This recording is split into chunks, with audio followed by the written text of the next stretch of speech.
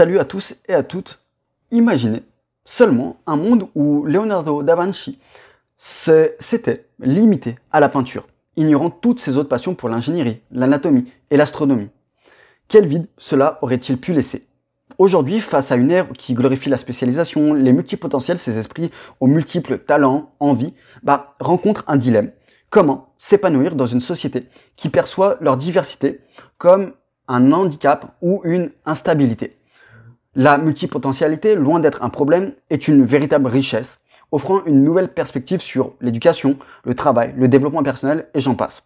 C'est une véritable force qui révèle la nécessité d'adopter une approche plus globale, holistique, qui va valoriser la diversité des compétences pour en faire quelque chose.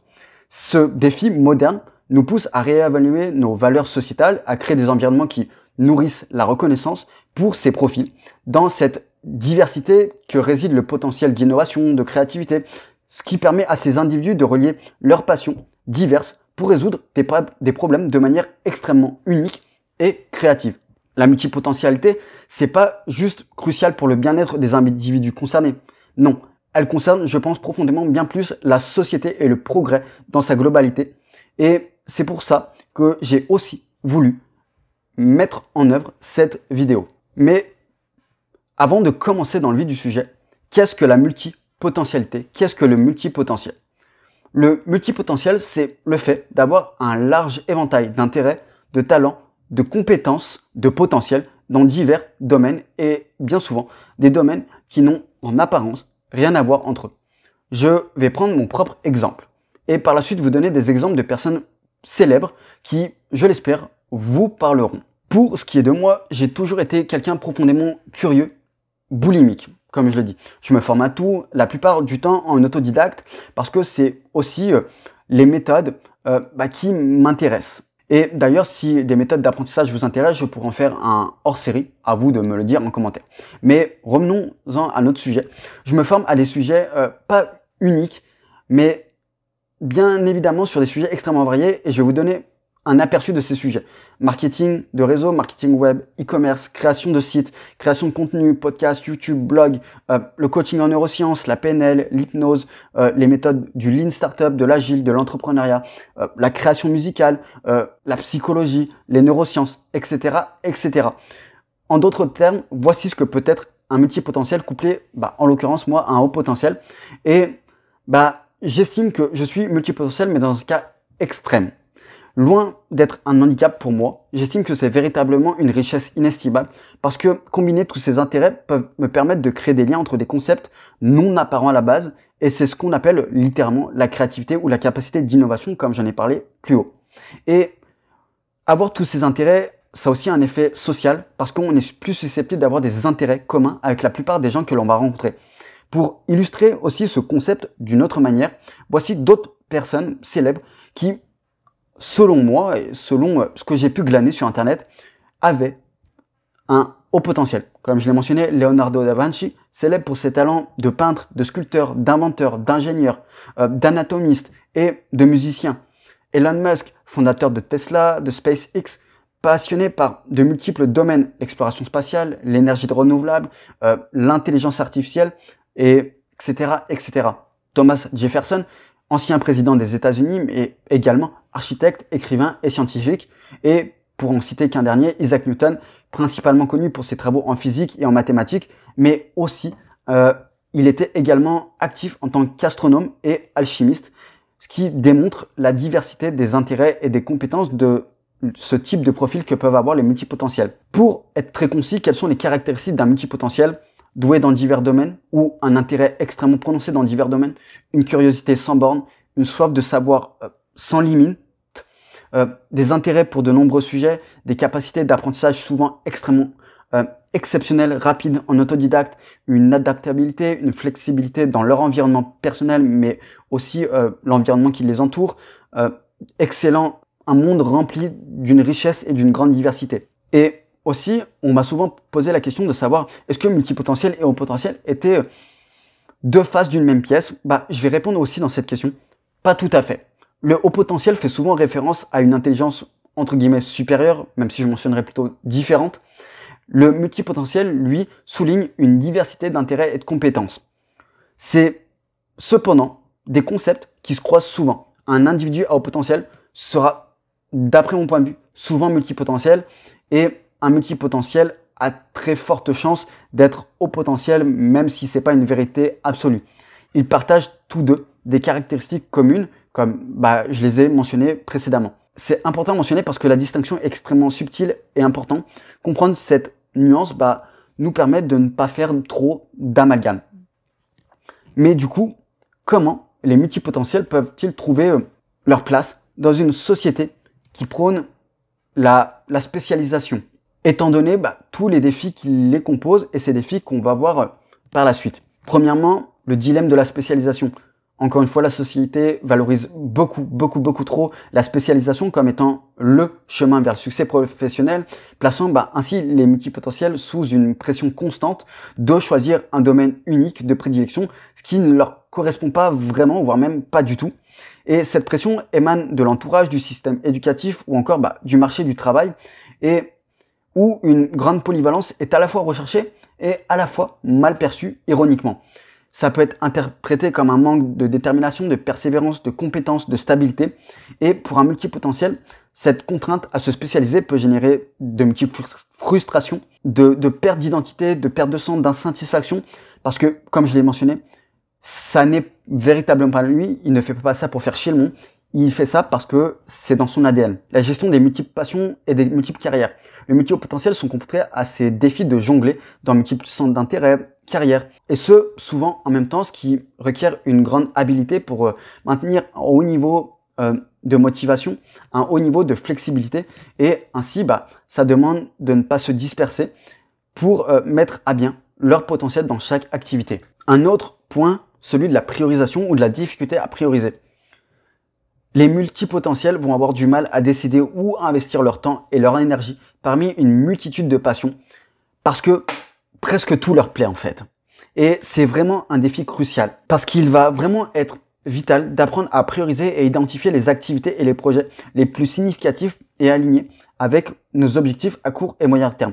Ça ne veut pas dire de se spécialiser dans un et unique truc, parce que je ne crois pas que ça marche comme ça pour nous, les multipotentiels, mais peut-être au lieu d'avoir 6 projets en même temps, 6 intérêts, les réduire à 3 et se concentrer sur ça. Et partir du principe qu'on aura, entre guillemets, toute la vie derrière nous pour aller vers les autres intérêts et ainsi de suite, et ainsi de suite. Autre point qui va être extrêmement relié avec la priorisation, la gestion du temps et de l'emploi du temps. C'est essentiel de créer un emploi du temps efficace, et il y a de multiples outils de gestion du temps, tels que des calendriers, des listes de tâches, des applications de planification, etc., qui peuvent nous aider à cela. Faut bien comprendre que prioriser et gérer notre temps ou notre emploi du temps n'a pas pour but de nous limiter ou de nous contraindre, mais à l'inverse, de prévenir d'éventuelles surcharges d'informations, surcharges de stress, parce que oui, c'est vrai qu'on a cette envie d'aller vers beaucoup de projets, mais il faut aussi comprendre qu'avoir beaucoup de projets en même temps, et encore plus si c'est des objectifs, peut nous mener à avoir une accumulation de stress qui n'est pas productif à court, moyen et même encore moins à long terme. Un autre défi qui va être lié à tout ça, ça va être d'éviter la culpabilité. Nous, multipotentiels, on peut ressentir de la culpabilité parce que on n'a pas le même mode de fonctionnement que la plupart des gens, et c'est important de se rappeler qu'il n'y a rien de mal à tout ça. On a notre mode de fonctionnement, et il faut plutôt voir ça positivement, constructivement, et se demander en quoi je peux en faire une force, et si c'était la meilleure chose possible qui pouvait m'arriver, comment je peux tirer parti de ce multipotentiel, malgré cette culpabilité de ne pas être comme les autres, malgré cette culpabilité de peut-être ne pas arriver à me concentrer sur un et unique projet, et aussi se rappeler qu'il est impossible pour nous de arriver à maîtriser tous les domaines qu'on a envie de maîtriser. C'est quasiment impossible. Nous n'avons tous que 24 heures dans une journée, sans compter le sommeil, sans compter le temps où on va faire d'autres choses, sans compter le temps où on va aller au travail. Il est important de ne pas culpabiliser aussi, de ne pas avoir assez de temps pour faire tout ce qu'on veut faire. Ne pas avoir de culpabilité aussi, d'avoir cette curiosité sans borne et d'être intéressé parfois par plus l'apprentissage que d'autres choses qui peuvent paraître banales et classiques pour la plupart des gens. Ne pas culpabiliser aussi d'être quelqu'un qui va plutôt s'orienter vers des apprentissages seuls, autodidactes, et plutôt que sur des apprentissages où on va avoir besoin d'autres personnes. Parce que, je vous dis ça parce que ça a été quelque chose de très personnel. J'ai longtemps eu à culpabiliser de ces multipotentiels et notamment de ma faculté à apprendre seul. Je sais que ça peut paraître incroyable, mais c'est parce qu'on me renvoyait beaucoup de choses. On me disait que j'étais quelqu'un de solitaire, quelqu'un qui n'aimait pas les gens. Non, c'est juste que c'est un mode de fonctionnement, encore une fois, et que c'est un mode de fonctionnement qui me permet de tirer pleinement parti de ce que je suis.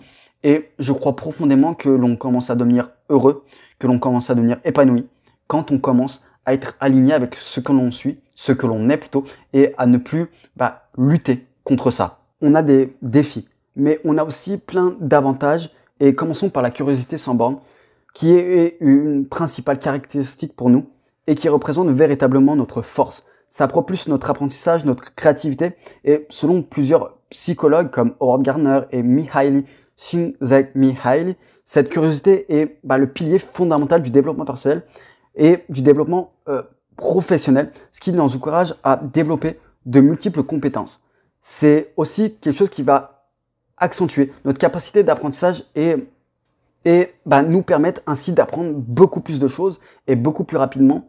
Et c'est qu'un carcan qui est extrêmement personnel, qu'un point de vue très personnel, mais je pense profondément que si aujourd'hui nous devons maîtriser qu'une seule compétence, ce serait la compétence à apprendre, parce que tout s'apprend. Tout ce que nous faisons aujourd'hui, tout ce que nous sommes, nous l'avons appris, et c'est une compétence fondamentale pour notre propre évolution.